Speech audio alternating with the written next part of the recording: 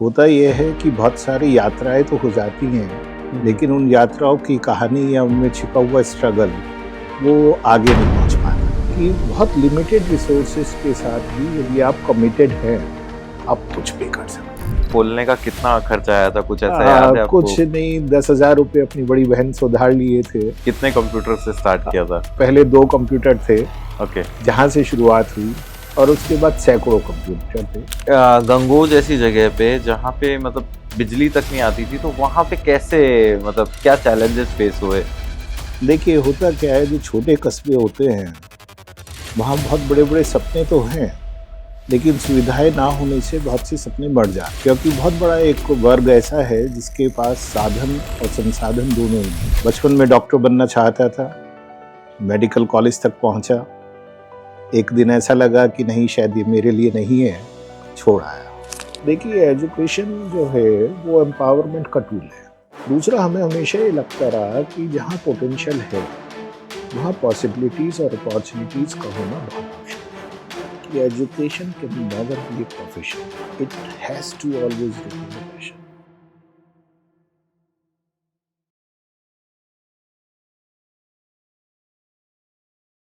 Imagine करें एक छोटी सी जगह, चाहे सहारनपुर चाहे गंगोह, ये छोटी सी जगह जहाँ मात्र 2 घंटे मुश्किल से बिजली आती थी। ऐसी जगह पे आप जाते हो और आप बोलते हो कि हमें कॉलेज खोलना है और यहाँ के बच्चों को ट्रांसफॉर्म करना है। बच्चे खेती या जो यहाँ के रोज़मर्रा वाले काम है वो छोड़ के पढ़ें और अपना जीवन बढ़िया अच्छा बनाएं। क्या आप ऐसा सोच सकते हैं? लेकिन आज के हमारे पॉडकास्ट में वो सर हैं हमारे साथ, वो शख्सियत है हमारे साथ, जो ये पूरी जर्नी आज हमें बताएंगे कि कैसे उन्होंने एक छोटी सी जगह जाके ये कॉलेज खोले और आज ये कॉलेजेस यूनिवर्सिटी में तब्दील हो चुके हैं, जिस यूनिवर्सिटी का नाम है शोभित यूनिवर्सिटी। एंड जी हाँ, आज है हमारे साथ कुंवर शेखर विजेंद्र सर, एंड हमारे पॉडकास्ट का नाम है एडू वॉइस। एडू वॉइस, जहाँ पे हम हमारे जितने भी जो chancellors, education institute owners and students जो इस कंटेंट को देख के अपनी जर्नी को ट्रांसफॉर्म करते हैं। So thank you for connecting with us, and thank you Kunwar sir, आपने जो ये हमारा एक्सेप्ट किया invitation, and we are really glad, I am really happy to see you today in our podcast of edu voice. नहीं, I am really obliged and grateful. होता यह है कि बहुत सारी यात्राएं तो हो जाती हैं, लेकिन उन यात्राओं की कहानी या उनमें छिपा हुआ स्ट्रगल वो आगे नहीं पहुंच पाता है। और मैं उम्मीद करता हूं कि इस बातचीत के बाद कुछ और लोग ऐसे होंगे जो सोचेंगे कि मेरे गांव में भी एक यूनिवर्सिटी बन जाए, और यदि ऐसा होगा तो शायद इस पॉडकास्ट का, इस पूरे एफर्ट का जो आप कर रहे हैं, उसका पर्पस सॉल्व हो जाएगा। बिल्कुल सर। तो सर, कैसे स्टार्ट हुआ, पहले तो मैं आपसे ये सुनना चाहूँगा। देखिए, 2 चीज़ होती हैं, हर व्यक्ति के जीवन का एक उद्देश्य होता है, और उद्देश्य कभी भी तय किया नहीं जाता। हम बहुत सी बार अपनी मंजिलें पहले से तय कर लेते हैं। तो शायद ऐसा ही कुछ हमारे साथ भी हुआ। बचपन में डॉक्टर बनना चाहता था, मेडिकल कॉलेज तक पहुंचा, एक दिन ऐसा लगा कि नहीं, शायद ये मेरे लिए नहीं है, छोड़ आया। एक छोटे गांव में, गंगोह में पैदा हुए, सहारनपुर ज़िले का एक कस्बा है ये, यमुना के किनारे। और परिवार में कुछ ऐसा था जहाँ हमेशा ये रहा कि यदि हमें राष्ट्र में कुछ भी देना है तो उसका माध्यम शिक्षा है। Agreed. क्योंकि 1924 में उस क्षेत्र में पहला स्कूल हमारे ग्रैंडफादर बाबू केदारनाथ जी ने इसीलिए बनाया था क्योंकि उस टाइम देहरादून में स्कूल रहे होंगे, बड़े लोगों के बच्चे पढ़ सकते थे, लेकिन वो अपने आप एक बड़े जमींदार होने के बावजूद उन्हें लगता था कि यदि हम बच्चा नहीं पढ़ पाया तो हमारे क्षेत्र का क्या होगा। तो 1924 का वो जो स्कूल था, जिसमें 1934 में पंडित नेहरू भी आए, बहुत सारे लोग आए। आज यदि हम उसका 101 साल का इतिहास देखते हैं तो शायद ही विश्व में कोई ऐसी जगह हो जहाँ पर वहाँ से निकले हुए लोग ना हों, चाहे वो ब्यूरोक्रेसी है, पॉलिटिक्स है, समाज के बड़े बड़े और दर्जे हैं। तो बहुत सी बार आपके उद्देश्य आपके डीएनए में चले आते हैं। तो ये जो सेवा का उद्देश्य था, शिक्षा का उद्देश्य था, कहीं ना कहीं इसने डीएनए में डिस्टर्ब किया। ये हुआ जिस वक्त सब लोग व्यापार सोचते हैं, सब लोग सोचते हैं कि I should earn a lot of money, वहाँ ये आया कि we should give more and more whatever we can give to the society. और जो ये था कि शिक्षा के द्वारा दिया जा सकता है, तो शायद वहीं से शुरू हुआ। Great sir, great. तो सर डीएनए में तो आ चुका है, लेकिन वहाँ पे मतलब गंगोह जैसी जगह पे जहाँ पे मतलब बिजली तक नहीं आती थी, तो वहाँ पे कैसे, मतलब क्या चैलेंजेस फेस हुए? देखिए होता क्या है, जो छोटे कस्बे होते हैं वहाँ बहुत बड़े बड़े सपने तो हैं, लेकिन सुविधाएं ना होने से बहुत से सपने मर जाते हैं। क्योंकि बहुत बड़ा एक वर्ग ऐसा है जिसके पास साधन और संसाधन दोनों ही नहीं है। यदि वहाँ आसपास चीज़ें उपलब्ध हैं तो शायद वो पढ़ पाएँ। तो यही एक शुरुआत थी जब इसमें मेरे जो बड़े ब्रदर हैं डॉक्टर शोभित कुमार जी, और हम लोग जब पढ़ते थे, स्कूल में जाते थे, तो हमेशा ये लगता था कि यहाँ से बाद में क्या, 12th हो गई, अब क्या। ग्रेजुएशन करने के लिए सहारनपुर गए। अब जब हम सहारनपुर पहुँचते हैं तो रोज़ आप बस से जाते हैं, बस से आते हैं, एक स्ट्रगल है। आप जा सकते हैं लेकिन बेटियाँ नहीं जा सकती, क्योंकि उस समय ऐसा भी नहीं था, ना सड़कें अच्छी थी, ना बसें अच्छी थी, ट्रांसपोर्ट सुविधाएं नहीं थी, माहौल भी ऐसे होते थे, तो बहुत सारे बच्चों की पढ़ाई वहीं रुक जाती थी।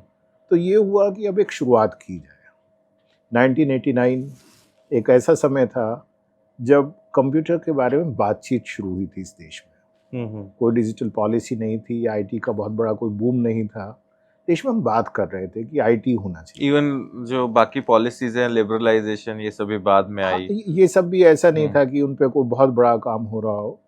तो ये लगा कि यदि टेक्नोलॉजी का इंटीग्रेशन यूथ के साथ कर दिया जाए, तो वहाँ से एक शुरुआत यदि की जाएगी तो बदलाव आना शुरू हो जाएगा। ओके। अब सहारनपुर या गंगोह से शुरुआत ना होकर वो शुरुआत मेरठ से हुई। और मेरठ से इसलिए हुई क्योंकि वो पश्चिमी उत्तर प्रदेश का शिक्षा का एक हब माना गया। मेरठ यूनिवर्सिटी वहाँ होने से एक ये था कि भाई मेरठ से जो चीज़ शुरू होती है उसे नीचे ले जाना आसान है, लेकिन शुरुआत यहाँ से। और मेरठ ऊपर दिल्ली से कनेक्टेड है, और मेरठ दिल्ली से कनेक्टेड है। तो मेरठ में 1989 में nice institute of computer education के नाम से एक संस्था बनी, national institute of computer education, जिससे कंप्यूटर की शुरुआत हुई। वो एक अपने आप में पहला ही प्रयास था, बहुत सीमित साधनों के साथ शुरुआत। कंप्यूटर लैब थी सर, उसमें कंप्यूटर लैब बनाई थी। कितने कंप्यूटर से स्टार्ट किया था? बहुत, यदि मैं बताऊं तो पहले 2 कंप्यूटर थे, जहां से शुरुआत हुई, और उसके बाद सैकड़ों कंप्यूटर थे। और फिर एक समय ऐसा में सर मतलब वो खोलने का कितना खर्चा आया था, कुछ ऐसा याद है आपको? कुछ नहीं, 10,000 रुपये अपनी बड़ी बहन से उधार लिए थे, जहाँ से शुरुआत हुई थी उस पूरी सोसाइटी की, और वहीं से वो चलता रहा। देखिए वो तो ऐसा होता है, 2 चीजें होती हैं, ये जो पैसे का लेन देन और याद है ना, ये तब आपको याद रहता है यदि आप व्यापार कर रहे हो। लेकिन यदि आपका उद्देश्य व्यापार हो ही ना, चाह रहा हूँ कि कई बार क्या होता है जब हम शुरुआत करते हैं, हमारे पास रिसोर्सेज नहीं भी होते, तब भी हम कैसे उसको स्टार्ट कर रहे हैं वो जर्नी के हिसाब से। हाँ, एक्चुअली पंकज इसमें क्या है, रिसोर्सेज मैं नहीं कहूँगा हमारे पास नहीं थी, लेकिन एक जिद थी। जिद ये थी अपना करना है। हमारे फादर बाबूजी कहा करते थे कि बेटा यहाँ तो बैठ ही जाओगे आप, आके बैठक है, बैठक में बैठेंगे, 1-2 पीढ़ी शायद आपकी खाना भी खा लेगी, समाज भी आपको पूछ लेगा, लेकिन हमेशा कहलाओगे तुम बाबूजी के बेटे।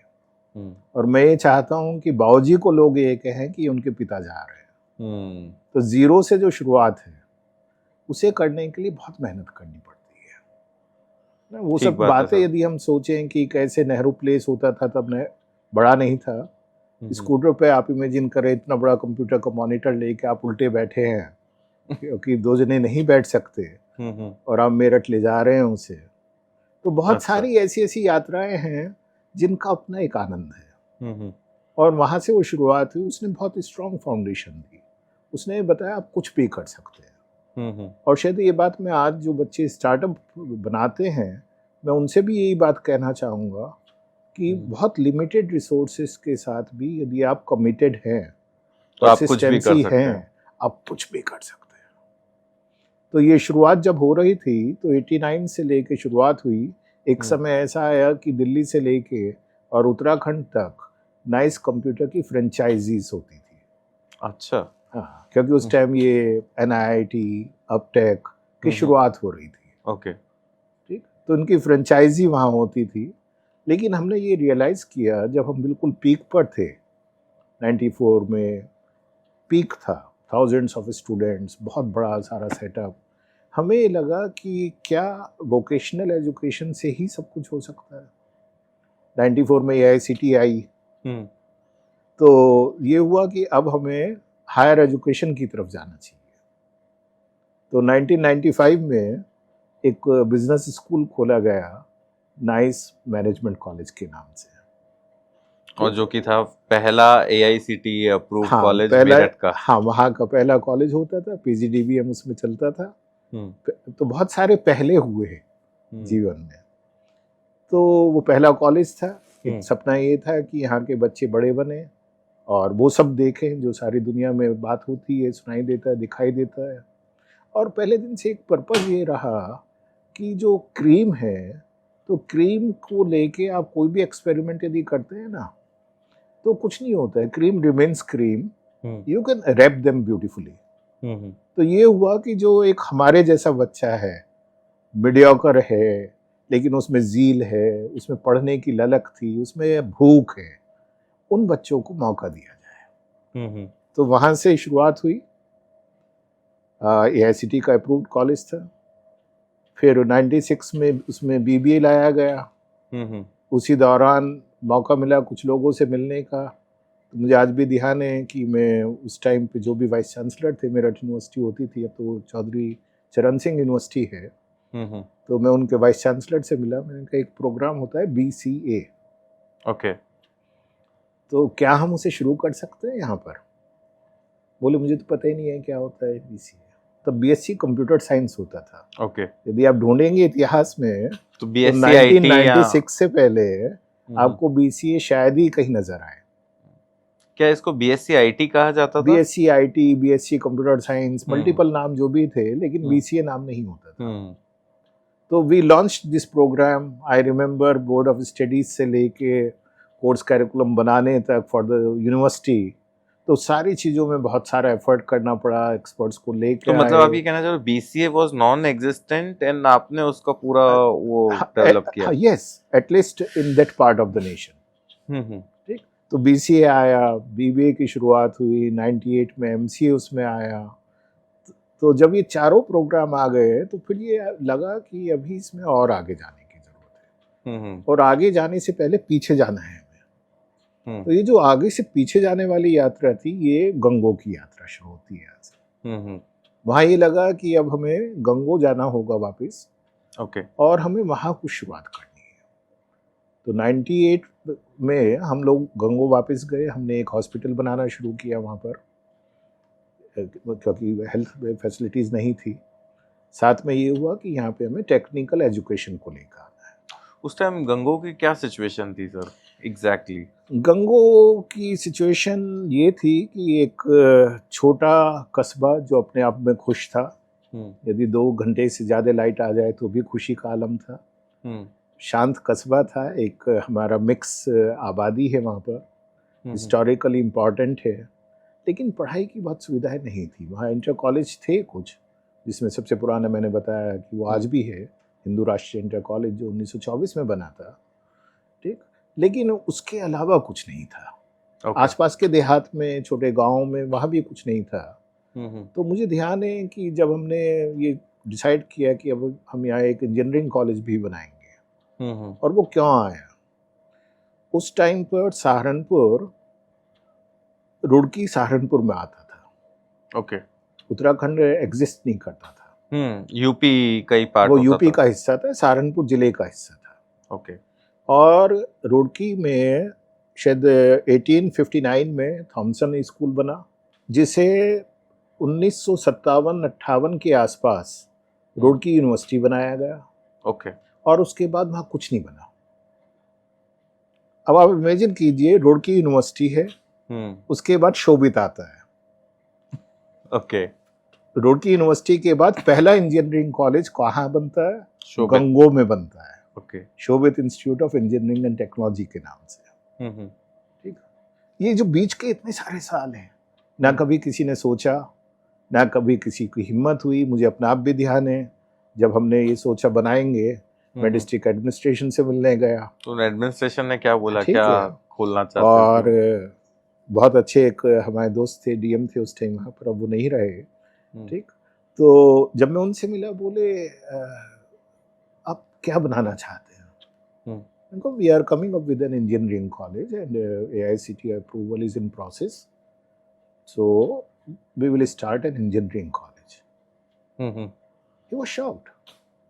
कहते हैं, Shekhar, why do not you start an ITI? बहुत ज्यादा कुछ बनाना चाहते हो, पॉलिटेक्निक बना लो। इंजीनियरिंग कॉलेज यहाँ पे चलेगा कहाँ? And he himself was from IIT Delhi. चलेगा कहाँ, कैसे बनाओगे? Where the resources are? तुम बिल्डिंग बना भी लोगे, कहाँ से टीचर फैकल्टी आएंगे, फैकल्टी कहाँ से लाओगे? यहाँ गांव में पढ़ने कौन आएगा? तो मैं उनके पास इसलिए गया था कि सड़कें टूटी हुई थी, एक बाईपास होता है वहाँ पे, वो टूटा हुआ था, तो गलियों में से जाना पड़ता था। तो मैं उनसे ये कहने गया था कि अब ये बच्चे आएंगे जब, तो ये 3 लोगों को गाली देने वाले हैं। पहली गाली वो हमें देंगे इन्होंने कहाँ कि कॉलेज ये खोल कहाँ दिया। कॉलेज बना लिया। दूसरी गाली आप लोग बेमतलब खाएंगे, और तीसरी गाली सरकार खाएगी, क्योंकि आप उनके नुमाइंदे भी हैं। तो मेरी रिक्वेस्ट ये है, गाली मैं ही खा लूं, आप ये सड़कें बनवा दीजिए। ठीक। और जब उन्हें समझ में आया कि ये पागल हैं, जिद्दी हैं, तो वो सड़कें बनी भी। उन्होंने ओवरनाइट उस बाईपास को बनवाया, ओवरनाइट बनवाया। ठीक। और आज भी वो है अच्छा उसी तरह से। तो वहाँ से शुरुआत हुई। उसके पीछे जो पर्पस थे, 3-4 चीज़ें होती हैं। देखिए, एजुकेशन जो है वो एम्पावरमेंट का टूल है। दूसरा, हमें हमेशा ये लगता रहा कि जहाँ पोटेंशियल है वहाँ पॉसिबिलिटीज़ और अपॉर्चुनिटीज़ का होना बहुत आवश्यक है, नहीं तो वो पोटेंशियल ख़त्म हो जाएगा। बिल्कुल ठीक बात है। हमारी स्पेशली जो बेटियाँ हैं, चाहे वो मुस्लिम समाज से हैं, चाहे वो आसपास के गांव से हैं या वहाँ से हैं, वो 99.9% बच्चे टेक्निकल एजुकेशन में नहीं जाते थे। ठीक। तो इस चीज़ को, इस बैरियर को तोड़ना ज़रूरी था। और दूसरा, कुछ पेन हमें वो भी था जब हम बस में बैठ के सहारनपुर जाते थे, तो हम अक्सर बात ये किया करते थे शोभित जी के साथ, ये कहते थे, भैया एक समय ऐसा आएगा कि सहारनपुर से बसें भर के गंगोह आया करेंगे। जब हम दिल्ली आए, तो क्योंकि हम तो हिंदी मीडियम वाले थे, गांव से आप आते हैं, वो भी यूपी से, एक छोटे से गांव से आप आए हैं, तो एक तरह से आपको अलग बिठा दिया जाता है, बेंच भी अलग होती थी। अच्छा, ये वो वाले ठेठ वाले जैसे होते हैं ना, ये मेरठ ही है, ये सहारनपुर ये है, इस तरह का जो एक माइंड सेट होता है। ठीक। तो एक ये भी था कि भाई हम चाहते हैं कि पूरा देश हमारे कस्बे में पढ़ने आए। आज ऐसा हो रहा है। ओके। और ये जो ट्रांसफॉर्मेशन था, it changed everything. There are so many stories around which I will like to share with you, but it has changed everything. Definitely sir, मतलब मैं खुद भी अभी ये सोच रहा हूँ, इमेजिन कर रहा हूँ कि बसेस वहां से वहां जाने लगे, तो डेफिनेटली इट्स अ अब कंप्लीटली जैसे बहुत चेंज। इंटरेस्टिंग चीजें है वहां पर। जब वो बनाया गया तो 2-3 बड़े चैलेंजेस थे। इंफ्रास्ट्रक्चर को बनने में टाइम लगता है, फैकल्टी को आने के लिए टाइम लगता है, क्योंकि आपको वो अपनी कैपेसिटी बिल्डिंग करने में टाइम लगता है। इंफ्रास्ट्रक्चर बन रहा था, तो ये हुआ कि जो यूपी टेक्निकल यूनिवर्सिटी होती थी तब, उससे एफिलेटेड थे ये। वो जब बच्चे आ गए तो इन्हें खाना कहाँ से मिलेगा, इन्हें ठहराएंगे कहाँ पर, क्योंकि हॉस्टल बनने में टाइम लग रहा है। तो मुझे आज भी ध्यान है कि सहारनपुर जो हमारा डिस्ट्रिक्ट हेडक्वार्टर है, वो करीब 45 किलोमीटर दूर है। तो हम सहारनपुर गए, और सहारनपुर में 2 बड़े होटल को छोड़कर जितने छोटे छोटे होटल थे, तो उन पे सबके पास में गया और मैंने कहा, भाई कितने कमरे हैं आपके पास? किसी ने कहा 20 हैं, किसी ने कहा 25 है। मैंने, सब मुझे दे दो 6 महीने के लिए, बताओ कितने पैसे लोगे। ठीक। एक और होटल था वहां पर जो बंद था, उसका बड़ा सा एक हॉल था, तो मैंने उनसे कहा, मुझे दे दो, मुझे मैस बनानी है अपनी। तो होता ये था कि जितना बच्चे को जैसे हॉस्टल में रहना था, वो बच्चा सहारनपुर से उन्हें बसें लेकर आती थी, ऐसे यूं घूमती थी हर होटल के पास से।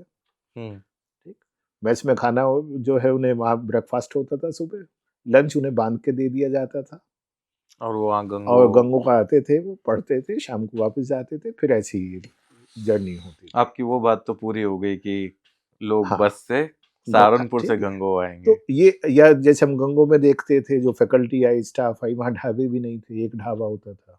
हमने उसे कभी, या तो टिफिन दे देगा क्या स्टाफ को या और लोगों को, तो टिफिन भी हमने मंगा के उसके यहाँ भेजे कि ये 100 टिफिन है, बस तू ये कर, इन्हें बना के दे। बना के अच्छे से। और आज वहाँ पिज्ज़ा भी मिलता है, वहाँ आज गाड़ियों की एजेंसीज भी हैं, वहाँ पे हर चीज़ है जो हम एक अच्छे बड़े शहर में या कहीं भी देख सकते हैं।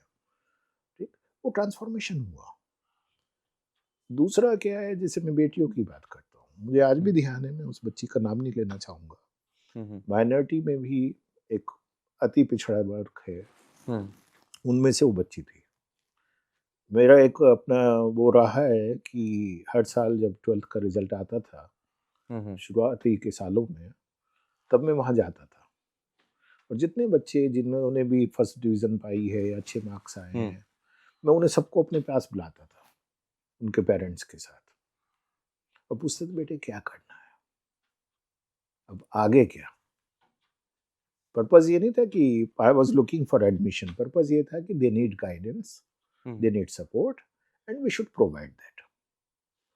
तो वो बिटिया भी आई अपने फादर के साथ, मुस्लिम परिवार से थी, उसने टॉप किया था एक स्कूल में। तो मैं, बेटे अब क्या करना है, तो उसके फादर ने बीच में कहा, अरे बस हो गया भाई साहब, अब तो बहुत पढ़ ली है, बस अब घर पे रहेगी।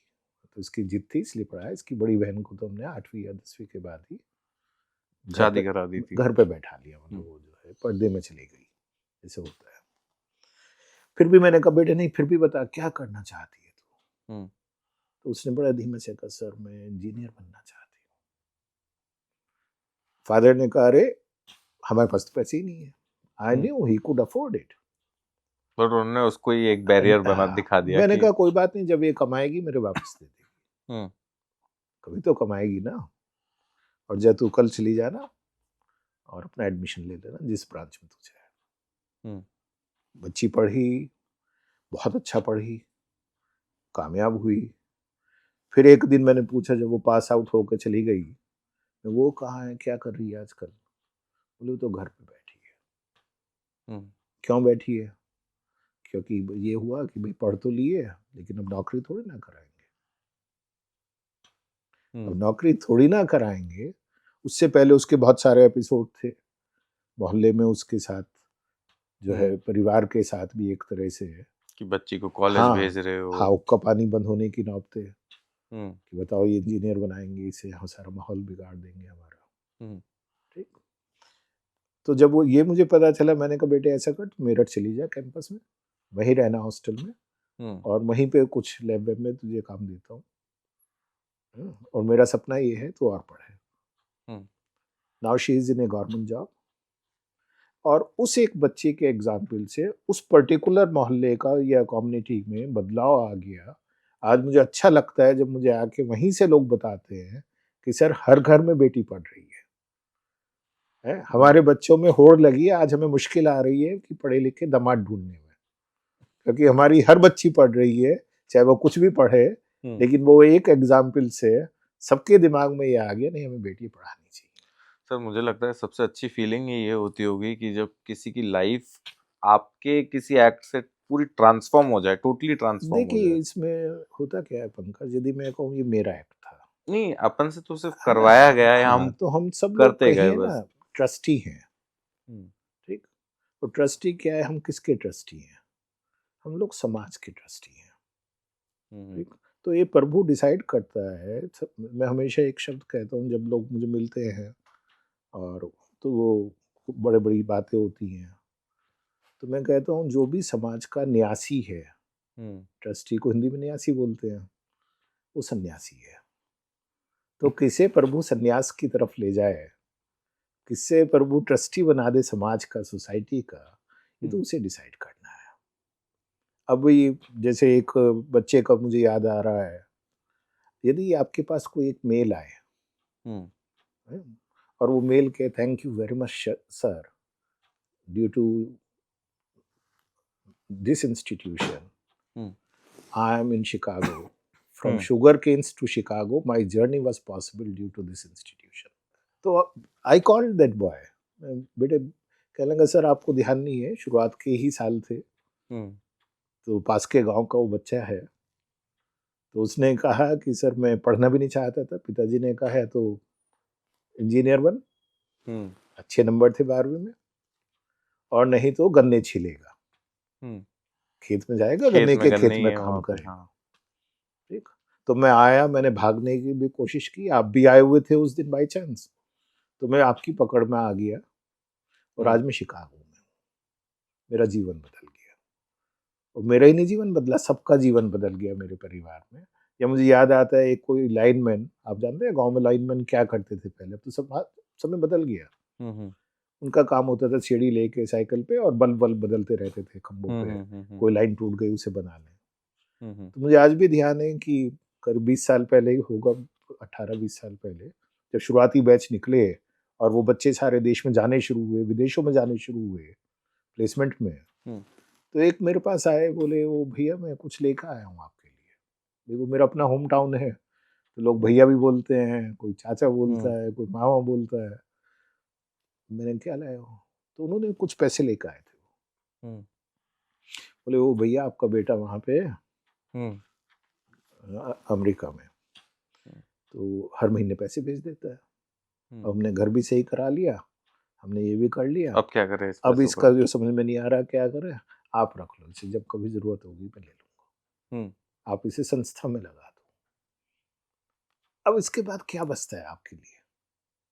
इसके बाद तो ये बचता है ना कि आप ये कहें थैंक यू वेरी मच।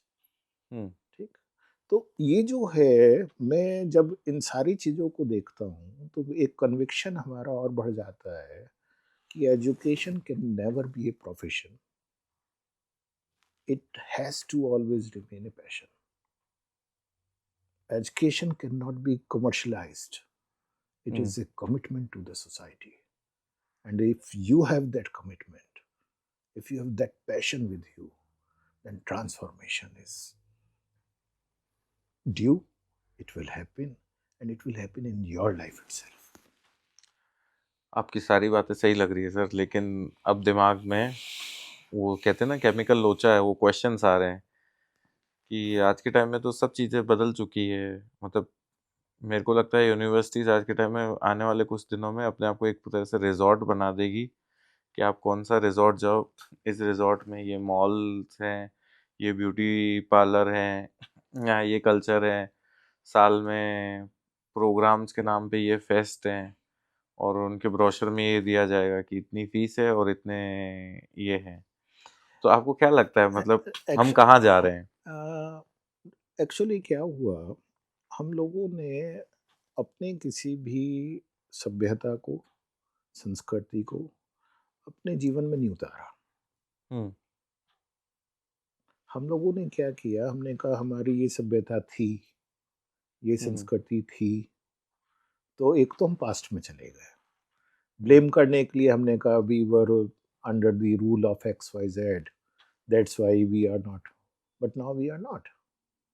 तो उससे क्या हुआ कि हम लोगों ने बाहर के मॉडल्स को देखना शुरू किया, और जब हमने बाहर के मॉडल देखे तो उन मॉडल को जब आप देखते हैं दूर तो आधा अधूरा दिखाई देता है, आधा अधूरा समझ में आता है, आधा अधूरा जो है आप उसे अडॉप्ट करते हैं। तो बाहर के आधे अधूरे मॉडल्स हम अपने साथ ले आए। हमने कहा बच्चे पे सुविधा है या नहीं है। ठीक, यदि कोई मेरे से कहे, आपने एक शब्द यूज किया रिसॉर्ट अभी, तो यदि मेरे से कोई पूछे मैं शोभित यूनिवर्सिटी को कैसा देखना चाहता हूँ, शायद उसके इंफ्रास्ट्रक्चर को मैं रिसॉर्ट जैसे ही देखना चाहूँ। रिसॉर्ट वो है जहाँ शांति है। लेकिन मैं हमेशा कहता हूँ, मैं 3 चीजें कहता हूँ। मैं कहता हूँ मेरा कैंपस ऐसा हो जैसे रिसॉर्ट, मेरे क्लासरूम ऐसे हों जैसे गुरुकुल, मेरे हॉस्टल्स ऐसे हों जैसे घर वापस आ गए। यदि हम इस सोच के साथ बात कर रहे हैं तो इसमें बुराई नहीं है। लेकिन यदि मैं ये कहूँ कि मैं बाजार को भी अंदर ले आऊं, मैं वो सारी चीजें अंदर ले आऊं जिनकी आवश्यकता नहीं है, तो कहीं ना कहीं हमारी दिशा बदल गई है।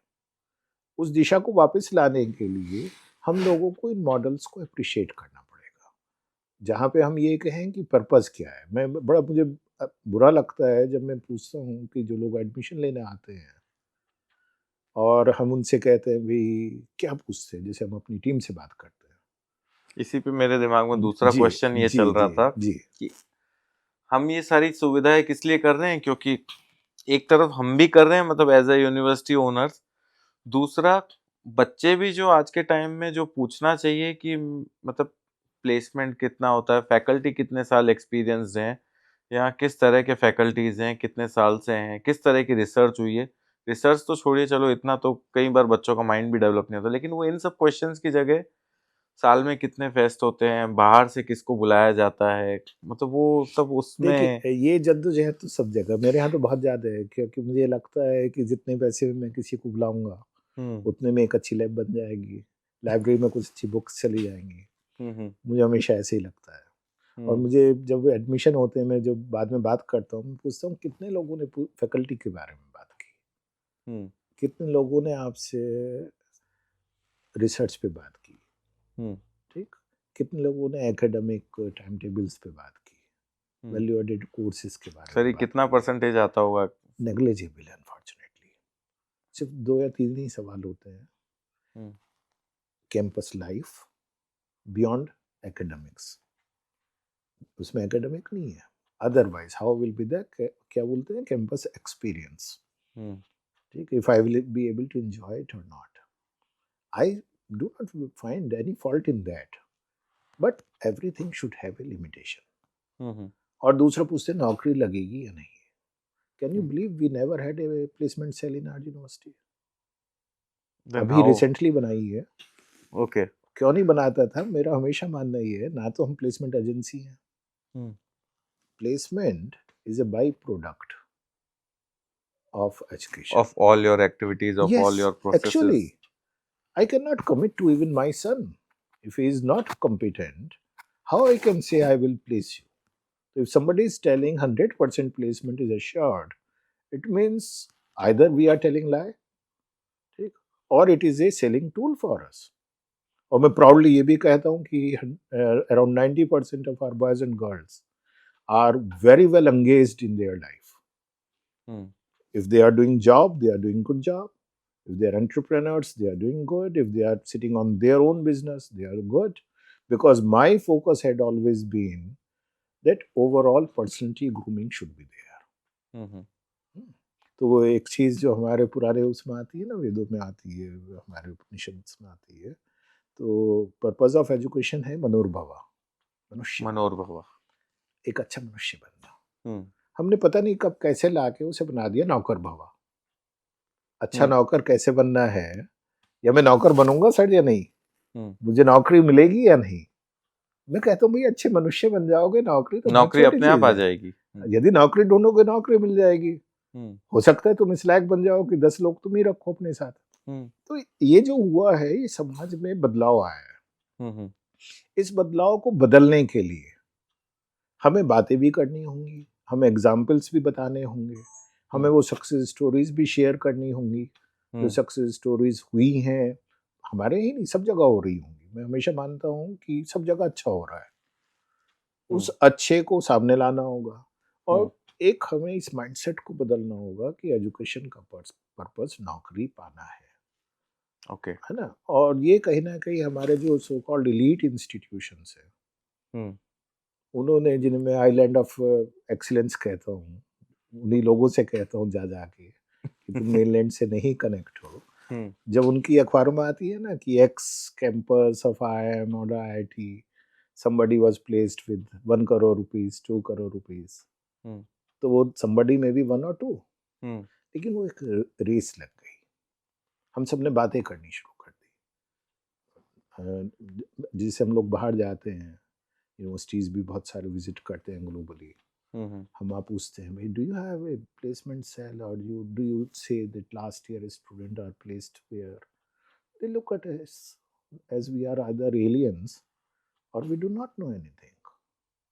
In Stanford, one professor told me that placement means that after 10 years, Where are you after where 10 are you years? after 10 years?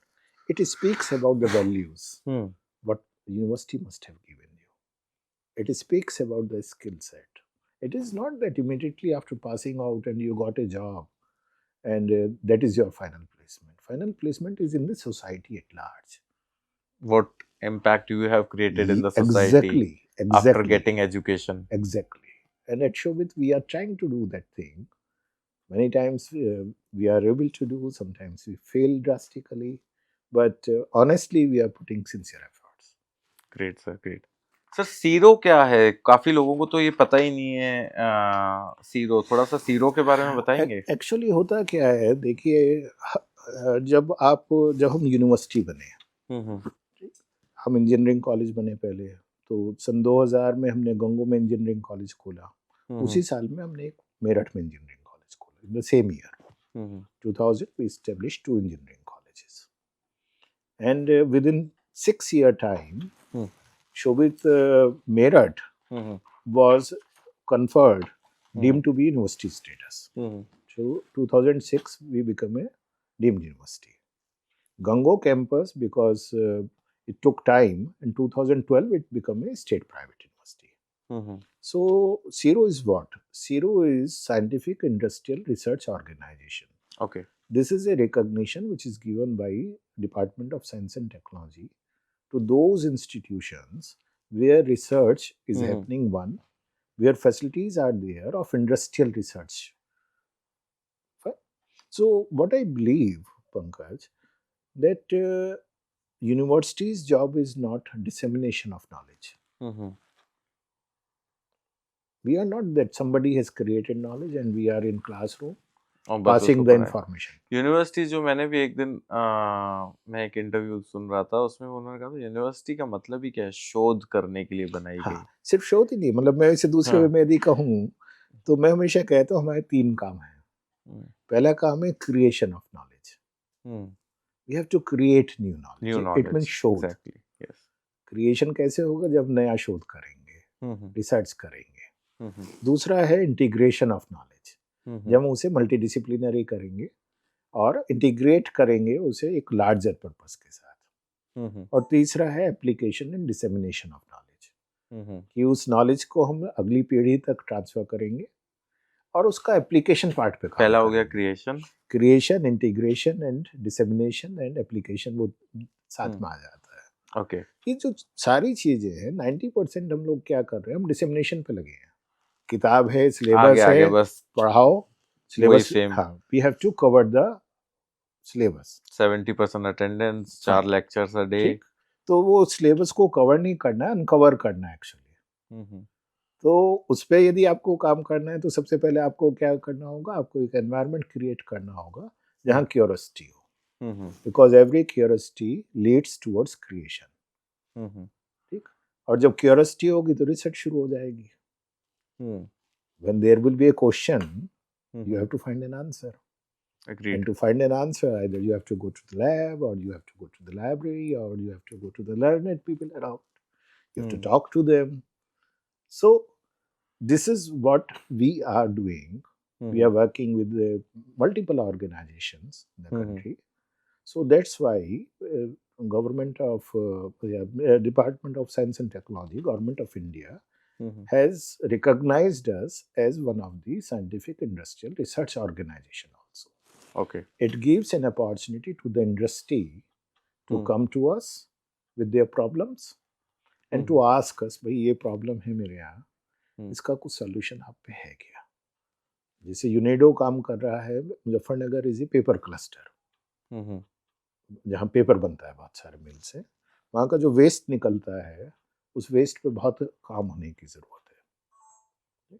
तो यूनेडो is working on that. Okay. ठीक। And even we are working on that.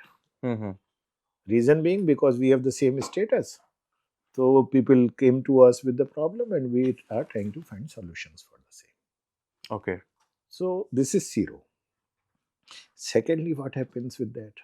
When you do research, what will happen? New ideas will pop up. And those new ideas will And convert those, into patents. yes, they will get converted into patents. And in our system, I always say every wildest idea has a potential to have a patent. Hmm. क्योंकि एक शब्द हमारे यहाँ जुगाड़, Hmm. तो होता क्या है, जब आप किसी जुगाड़ की बात करते हैं तो इमेजिन ये करते हैं अरे कुछ ऐसे ही होगा। Hmm. और जुगाड़ को जब मैं परिभाषित करता हूँ तो मुझे लगता है कि जिसने जुगाड़ बनाया है उसने दो बड़े अच्छे काम किए। पहला काम ये किया है, ही और she identified a problem, Hmm. जो सबसे टफ काम है, Agreed. प्रॉब्लम को आइडेंटिफाई करना। और एक उसने उसका एक सॉल्यूशन बनाया जो कि टेम्परेरी है। Hmm. अब उसके टेम्परेरी सॉल्यूशन को यदि मैं सस्टेनेबल सॉल्यूशन में कन्वर्ट कर दूं तो वो पेटेंट हो जाएगा, वो इनोवेशन कहलाएगा। Okay. ठीक, तो जो जुगाड़ से और इनोवेशन तक की यात्रा है वो कैसे आई, ऐसे आई। तो और अभी वो एक यूनिवर्सिटी में होनी वो चाहिए। यूनिवर्सिटीज में तो अब होनी मेरे चाहिए। माइंड में ये चल रहा है, इंडिया में ऐसी कितनी यूनिवर्सिटीज है जहाँ पे इस तरह से पेटेंट्स डेवलप हो रहे हैं? मुझे लगता है अब बहुत ज़्यादा अवेयरनेस आई है पिछले सालों में। ओके। जब से प्रधानमंत्री जी ने अनुसंधान को लेकर बातें शुरू की तो विज्ञान के आगे अनुसंधान शब्द आया, तो अवेयरनेस क्रिएट हुई है। तो मैं हमेशा ये कहता हूँ कि यदि देश में 1200 विश्वविद्यालय हैं, हर विश्वविद्यालय में एक गुड प्रैक्टिस जरूर होगी।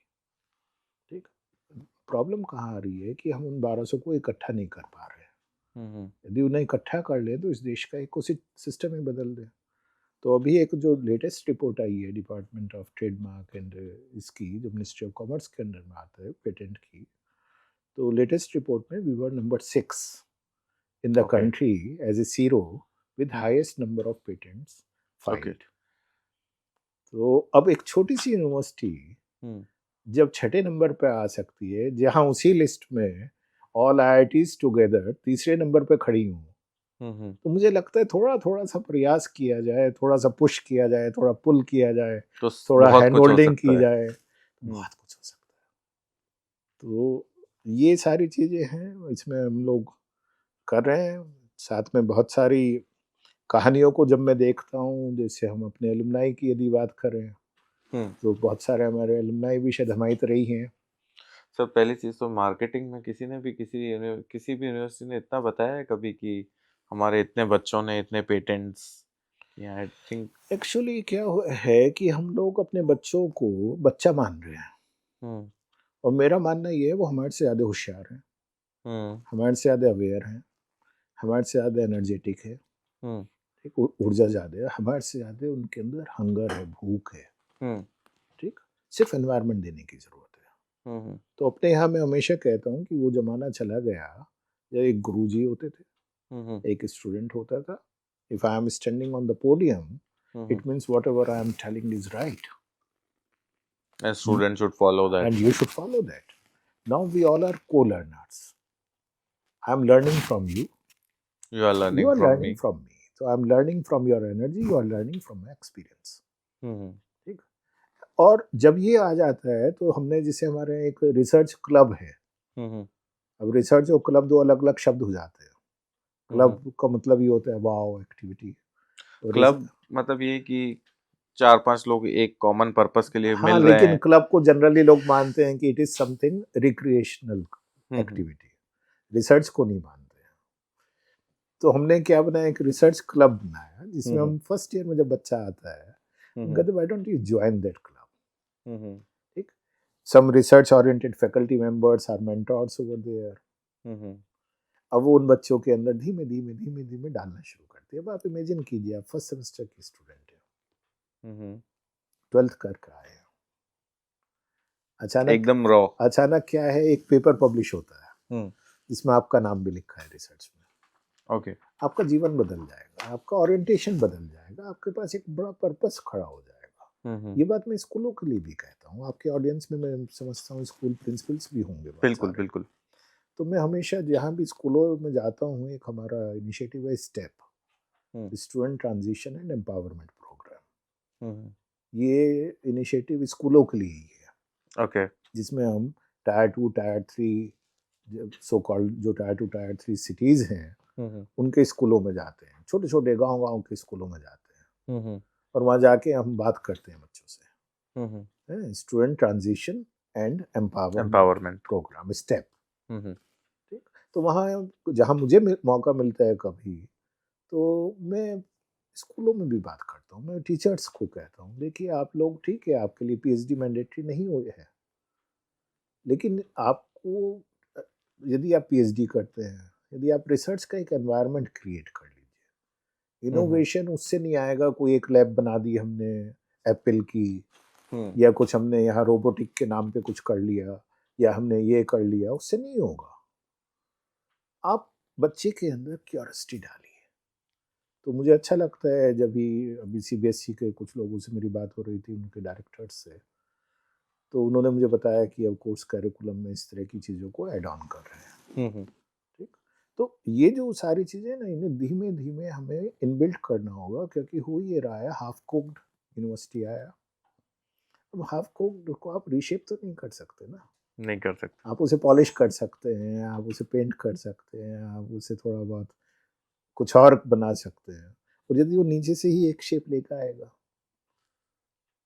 यहाँ आके एक चैलेंज आता है, जिस चैलेंज पे हमें काम करना है सबको मिलकर। Great sir, great. काफी कुछ सीखने को मिल रहा है आपसे। नहीं, वो तो ये है कि मुझे 36 साल हो गए हैं, बड़ी यात्रा है। इस बड़ी यात्रा में बहुत कुछ हम भी सीखते रहते हैं, और बस ये है कि जो सीखते हैं उसे ले जाके वहाँ ले जाने की कोशिश करते हैं। जैसे एक मैं एडवोकेसी कर रहा हूँ लगातार, थोड़ा बहुत सरकार ने उसे सुना भी है। हमारे यहाँ पे एक सबसे बड़ा क्या चैलेंज है कि ये हमारा इंडस्ट्री से कनेक्ट नहीं है।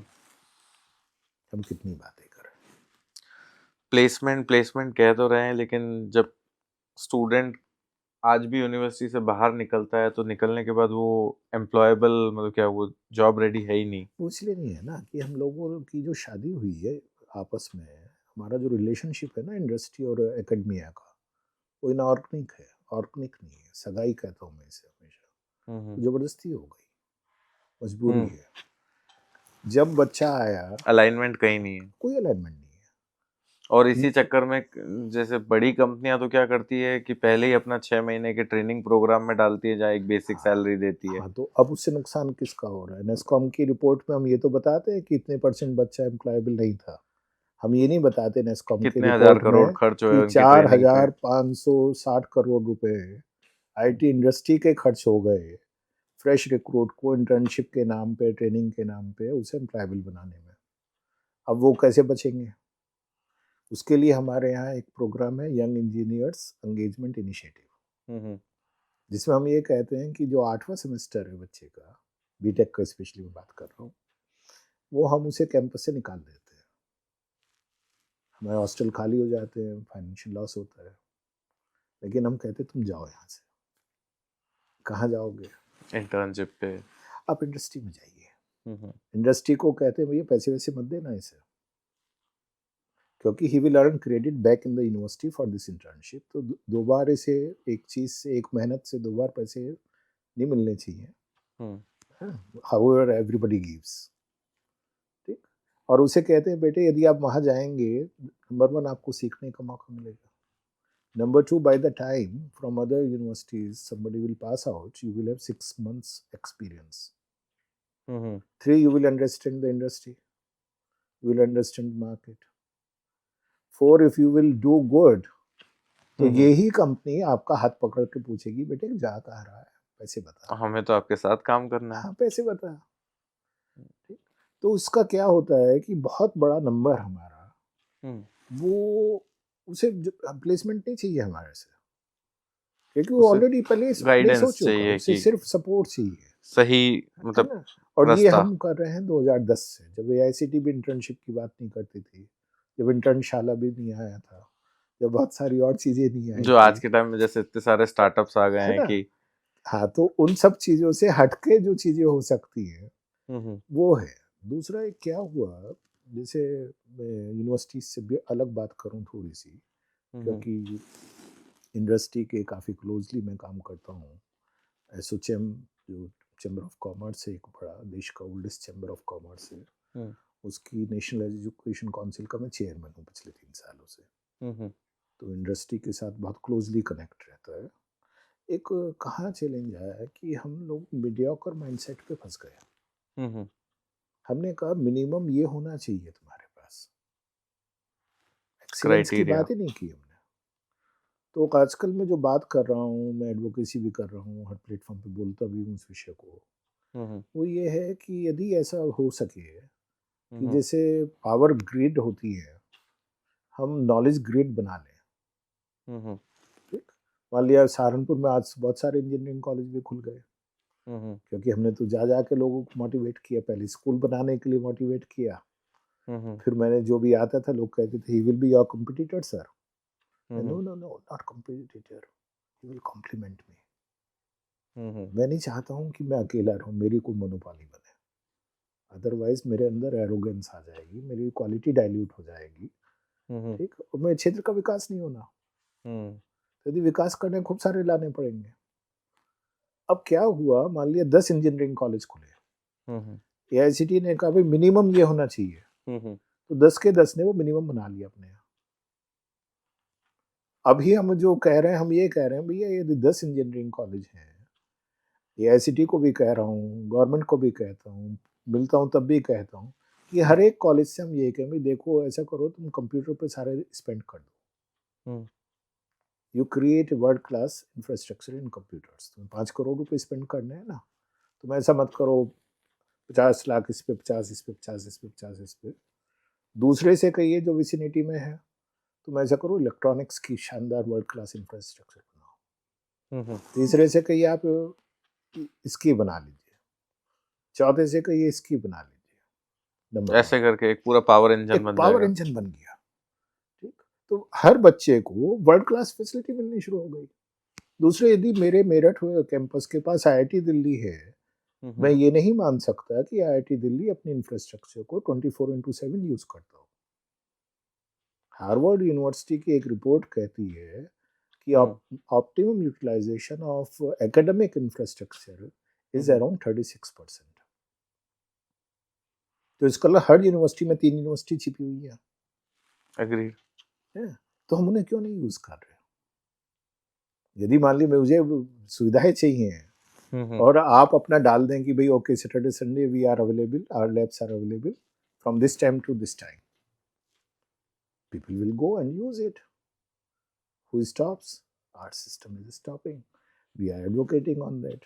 यही मैं स्कूलों में कहता रहता हूँ, भाई जो बड़े स्कूल हैं, छोटे स्कूल हैं, तो अभी एक नया इनिशिएटिव हम लेकर आए हैं, तो अभी उसे बहुत तेजी से एक्टिवेट कर रहे हैं, जिसे हम SEIZ कह रहे हैं।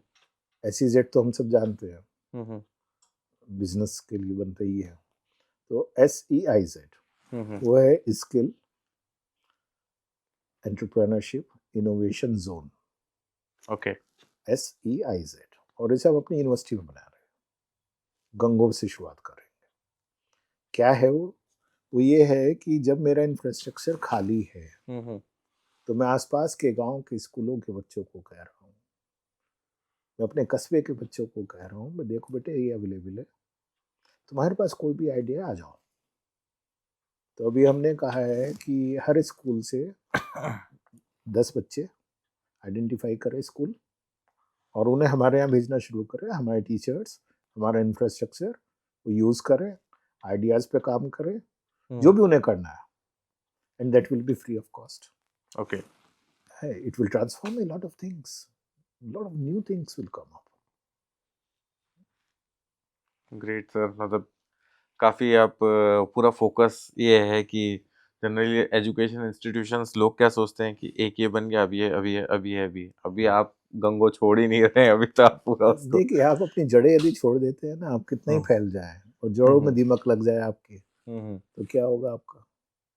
ठीक बात है सर। ये वैसे गंगो वाले कैंपस में जो ये जैसे जैसे पेटेंट्स जो आप बता रहे हैं जी, तो ये फैकल्टीज का इन्वॉल्वमेंट होगा? हाँ, इसमें एक्चुअली क्या है, दोनों यूनिवर्सिटी मिलके काम करती हैं, गंगो और मेरठ। तो जैसे हम मेजरली गंगो की बात कर रहे हैं, ज़्यादातर पेटेंट्स हमारे मेरठ कैंपस से हैं। ओके। रीज़न क्या है, अगर हमें कुछ जैसे, मैं बात भी कर रहा था, इंटरव्यू सीरीज निकालनी है जिसमें जी, वो पूरा पेटेंट एक्सप्लेन करें क्या था, और अगर उसमें बच्चे भी साथ में हैं हाँ हाँ, तो वो कहाँ पे मिलेंगे सबसे ज्यादा? मेरठ में ज़्यादा मिलेंगे। रीज़न क्या है, दोनों यूनिवर्सिटीज़ जब बनाई गई, दोनों को अलग अलग पर्पज से बनाया गया। ठीक, एक यूनिवर्सिटी को मैं वर्टिकल यूनिवर्सिटी कहता हूँ, जो मेरठ है। वर्टिकल क्या है कि वो टेक्नोलॉजी बेस्ड है, निश एरियाज में हम लोग वहाँ ज़्यादा काम कर रहे हैं, बहुत छोटा सा कैंपस है, जिम यूनिवर्सिटी है, तो स्पेसिफिक एरियाज में हम लोग काम कर रहे हैं। गंगो वाली मेरी जो है वो हॉरिजॉन्टल यूनिवर्सिटी है, जिसे मैं पीपल्स यूनिवर्सिटी कहता हूँ। वो आम लोगों के लिए बनाई गई यूनिवर्सिटी है, उन कि वो सब के आके लिए, एटलीस्ट अपना करियर ट्रांसफॉर्म करें, जहाँ अपनी से लाइफ वो अपना ट्रांसफॉर्म लाइफ करें। ट्रांसफॉर्म करें। तो वहाँ हम आयुर्वेदिक मेडिकल कॉलेज चलाते हैं, वहाँ 200 बेड का हॉस्पिटल है हमारा जो फ्री चलता है। वहाँ पे एग्रीकल्चर पे फोकस है, वहाँ फार्मेसी पे फोकस है, वहाँ और बहुत सारे एरियाज पे फोकस है, लेकिन ज़्यादातर फोकस हमारा फर्स्ट एम्पावरमेंट पे है। क्योंकि आज भी वो चैलेंजेस हैं, 25 साल हो गए हैं हमें उस यात्रा में, लेकिन 25 साल बाद भी मैं देखता हूँ, जिस नए छोटे गांव में चले जाओ वहीं मुझे चैलेंज नजर आता है, और हर चैलेंज एक अपॉर्चुनिटी मुझे देता है नया सोचने की। अरे ये तो छूट ही गया, इसे कैसे पूरा किया जाए। और देखिए अच्छा लगता है जब आपके कन्वोकेशन में हाथ खड़े होते हैं ना, जब आप पूछते हैं how many of you are first generation graduates, अपने परिवार में पहला ग्रेजुएट कौन है, कितने परसेंट लोग होते होंगे सर? बहुत बड़ा नंबर है, आज भी बहुत बड़ा नंबर है। ठीक, अब आप सोचिए जिसके पिताजी ने कभी स्कूल ना जाके देखा हो, और वो इसलिए पढ़ा पा रहे हैं कि अफोर्डेबल फीस है, क्योंकि मुझे लगता है जो आपकी कॉस्ट है, इंफ्रास्ट्रक्चर यदि आप बहुत बड़ा अननेसेसरी का नहीं बना रहे हैं, तो you can serve the society with a very optimum cost also. ठीक, तो अफोर्ड कर सकते हैं, दुनिया भर की स्कॉलरशिप्स हम लोग देने की कोशिश करते हैं। आइडिया ये है कि हर बच्चा पढ़ ले। ठीक, आज अच्छा लगता है जब मैं अपने कैंपसेस में जाता हूँ, तो I should not boost for that, but as a part it should go to the public at large. अच्छा लगता है जब मेरे को माली मेरे से मिलता है, मैं पूछता हूँ कहाँ है बेटा, कहते सर वो बेंगलोर में है। क्या कर रहा है? सर इन्फोसिस में है। कैसे गया? क्योंकि उसी कैंपस में उसकी पढ़ाई कराई गई, उसकी हैंड होल्डिंग की गई। ठीक, कहाँ है बेटा? सर लंदन में है। ठीक है, क्या करते हैं पिताजी? वो या तो माली हैं या इलेक्ट्रीशियन है या कुछ और हैं। तो ये जो ट्रांसफॉर्मेशन है, इस ट्रांसफॉर्मेशन से मुझे पता है कि वो एक पीढ़ी बदल गई, तो पूरी सब लाइफ कुछ बदल बदल गई, गया। वो जो करते थे वो सब हाँ, छूट गया, और अब हम उन्हें हाथ नया जोड़ ही। के कहते हैं मैंने छोड़ दे, अब तो हो गए 25 साल तुझे हमारे साथ। ठीक, अब तो बेटा इतना कमा रहा है। ठीक, नहीं हम नहीं छोड़ेंगे सर, हमें अच्छा लगता है, ऐसा लगता है ये मेरा घर है। ठीक, तो ये जो इस तरह के ट्रांसफॉर्मेशन होते हैं, इन ट्रांसफॉर्मेशन में दो ही चीज़ों का ध्यान रखने की ज़रूरत है कि ये एजुकेशन वो प्रोफेशन नहीं है। मैं दोबारा रिपीट कर रहा हूँ इसी बात को, एजुकेशन कोई कमर्शियल एक्टिविटी नहीं है। आप यदि एजुकेशन में आना चाहते हैं तो पहले अपना पर्पस डिफाइन कीजिए। आप इसलिए मत आइए कि आपके पास बहुत सारे पैसे हैं और आपको CSR की जगह आपने यूनिवर्सिटी बना दी 5 स्टार। ठीक, और उस 5 स्टार यूनिवर्सिटी से आप कुछ बड़ा कर पाएंगे, मुझे लगता है उससे नहीं होगा। हमें आज छोटी छोटी जगहों पे जाना पड़ेगा, गांव गांव में जाना होगा।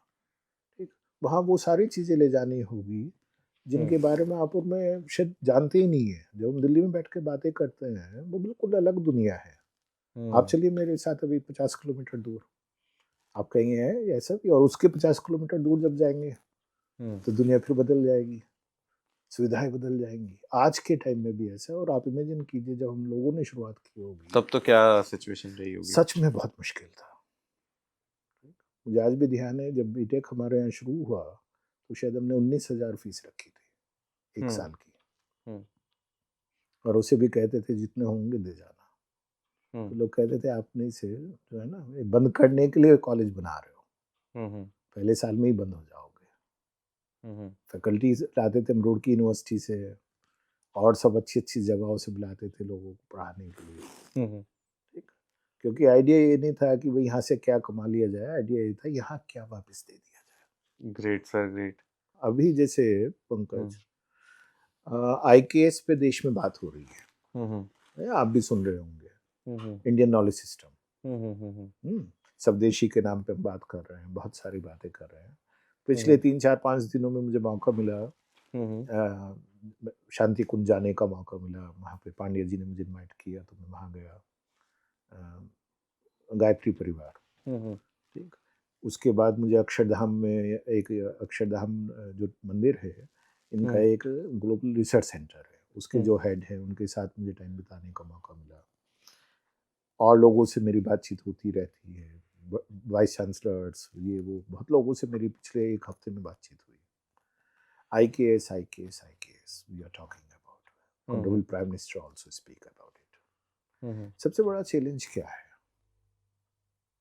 चैलेंज ये है, हमने उसको साइंटिफिक वैलिडेट नहीं किया। हमने कहा ये चीज हमारे यहाँ ऐसे होती थी, ठीक, पहले ऐसे होती थी, लेकिन क्यों होती थी? क्या वो आज भी साइंटिफिकली मैं उसे वैलिडेट कर सकता हूँ?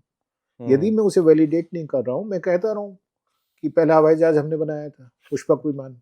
अभी IIT के कुछ डायरेक्टर मेरे साथ थे and they were very unhappy when I told this thing to them. ठीक, मैंने कहा भाई हम बात कर रहे हैं पुष्पक विमान बनाया था, हम तो इतनी सारी IIT हैं, मिलके एक बना देते हैं उसी टेक्नोलॉजी पे।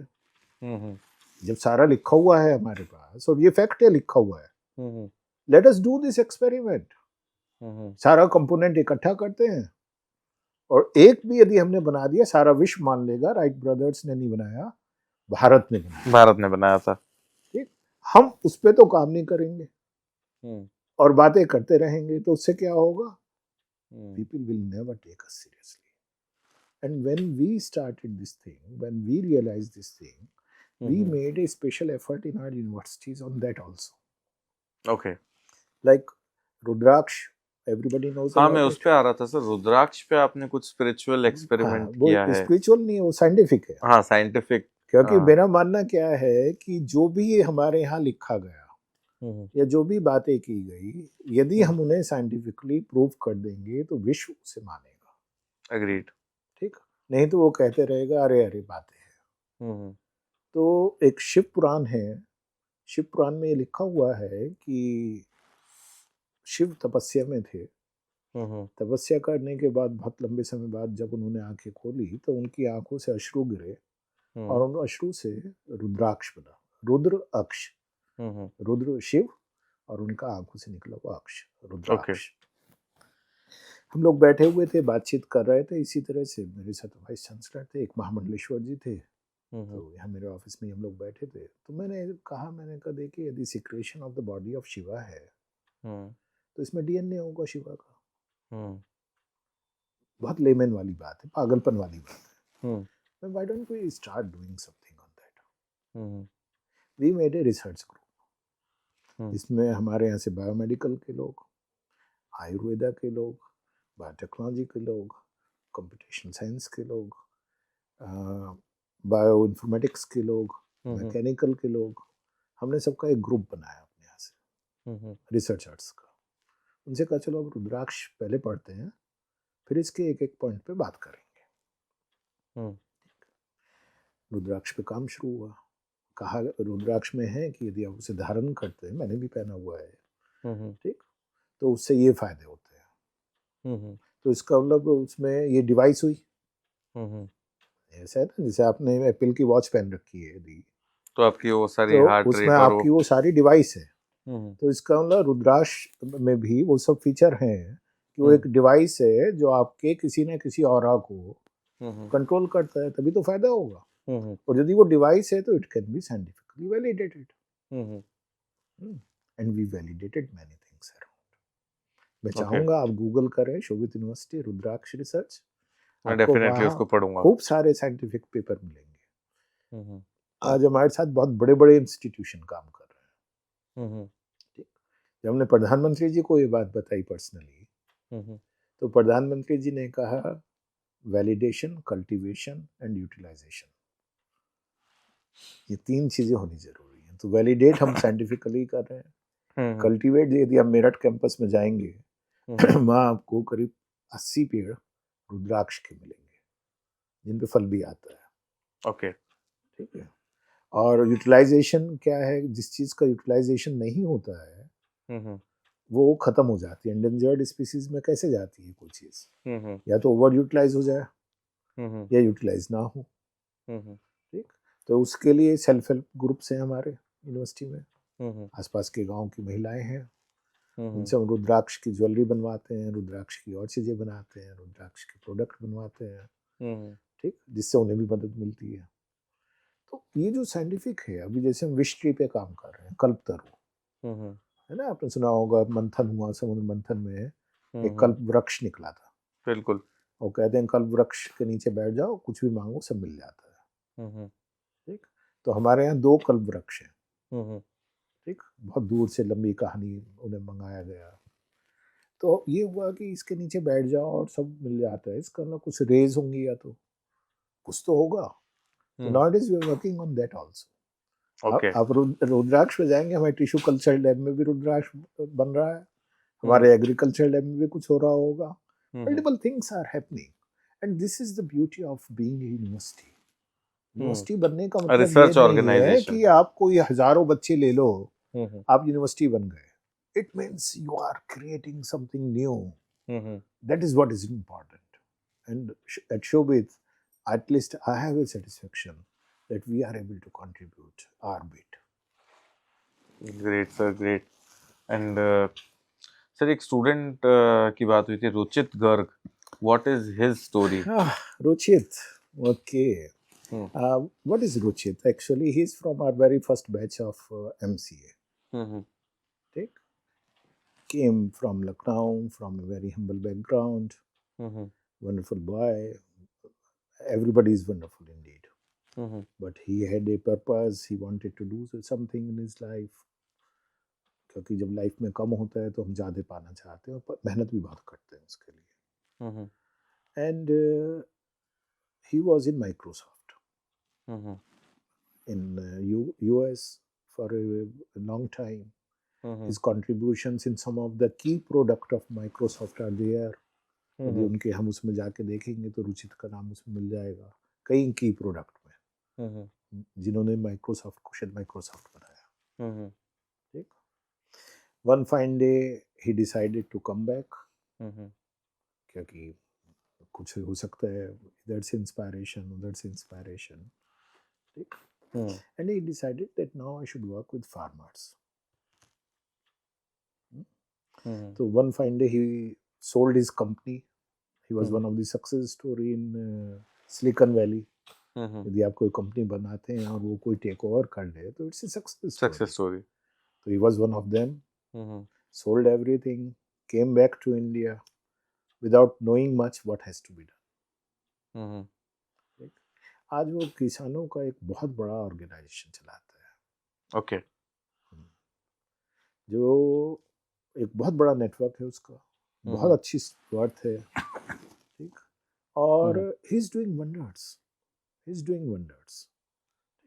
उसे भी यदि आप गूगल करेंगे बहुत सारी चीजें रुचित शोभित आप डालिए, you will find lot of things he is doing. And why?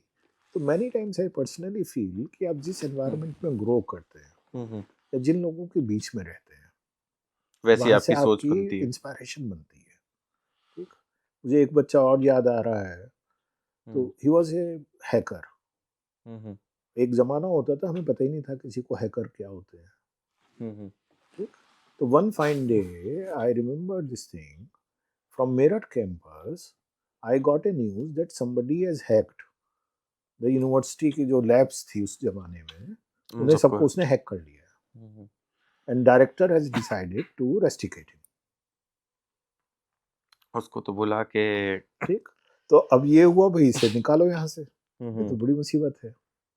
हमारे पास बात है, हमने डायरेक्टर से कहा भाई इसे तो बुलाओ बैठाओ, इससे तो बात की जाए कि इसको हमें तो कैसे ये रोबस्ट देखना बनाया है जाए। कि हम where we failed, the most important thing is where we failed.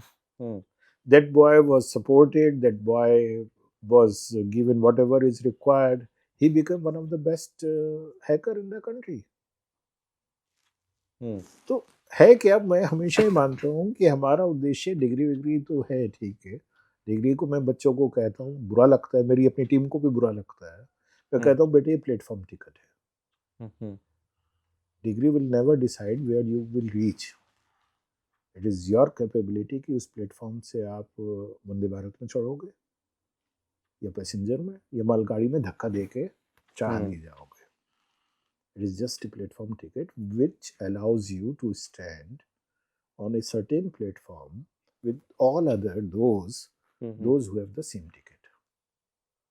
So it is from day one, we will not teach you, we will give you an environment to learn. And let us do this process together. जो holistic learning की new education policy में बात हो रही है, ये सब बातें हो रही हैं, ये तो हमारे यहाँ हमेशा से इनबिल्ट थी.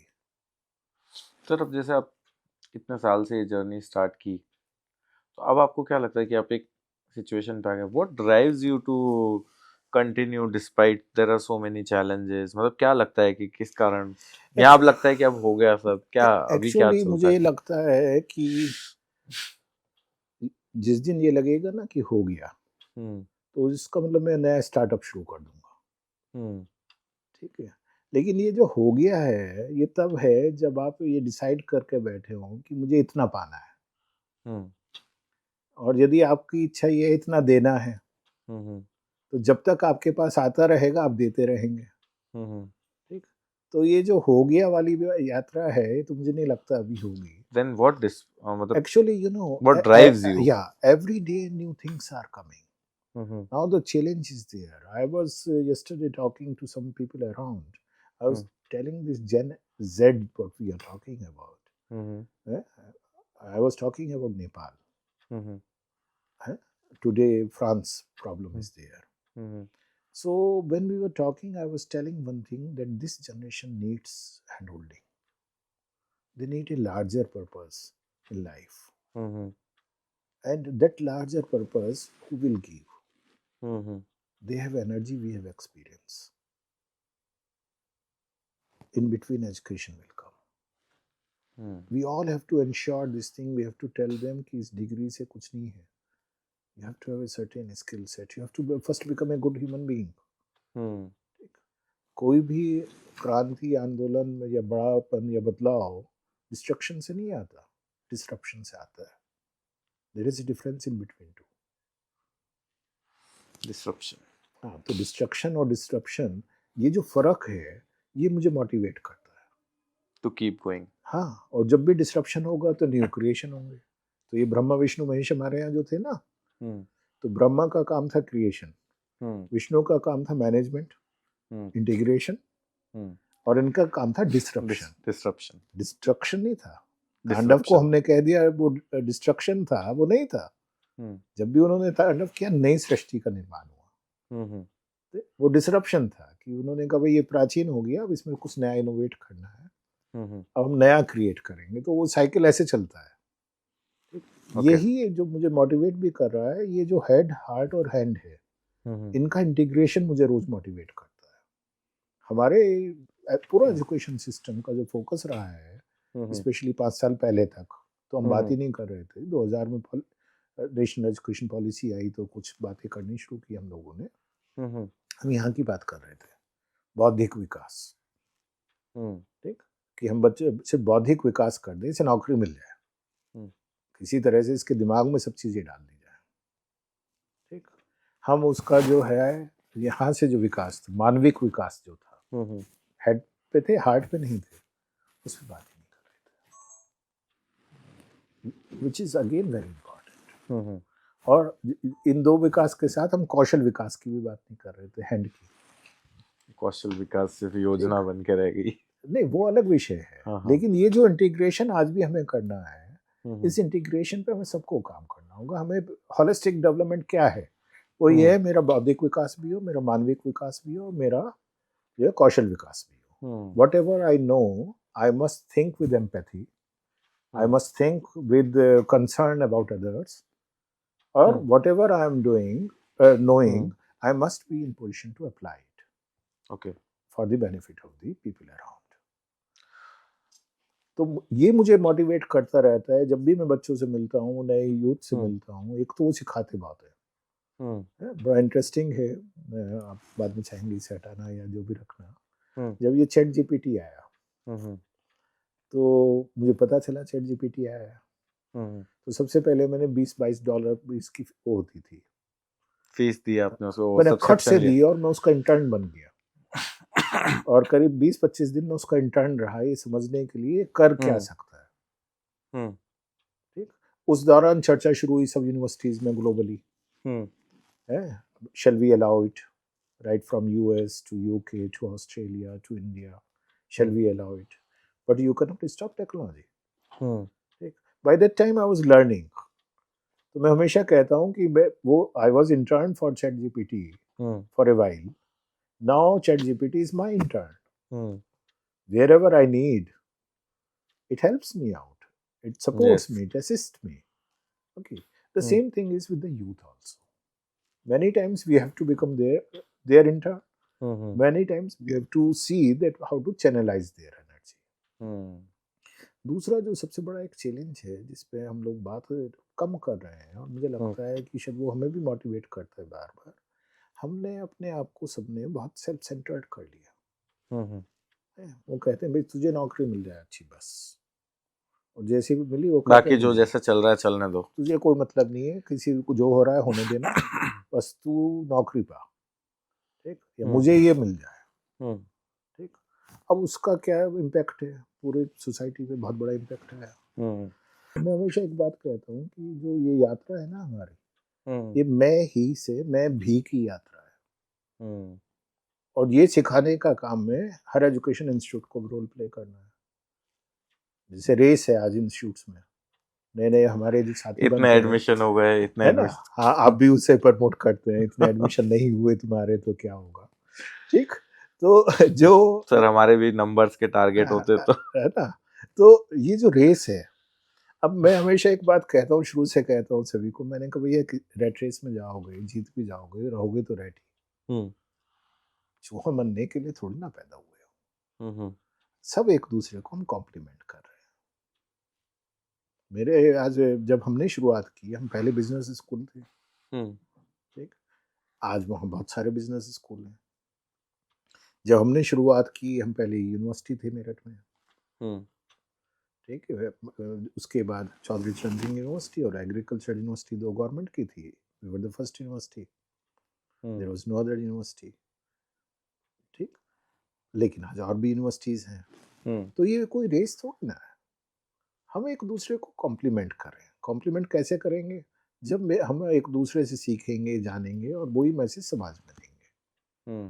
तो एजुकेशन आज भी एक ऐसा सेक्टर है जिसपे पंकज बहुत काम करने की जरूरत है।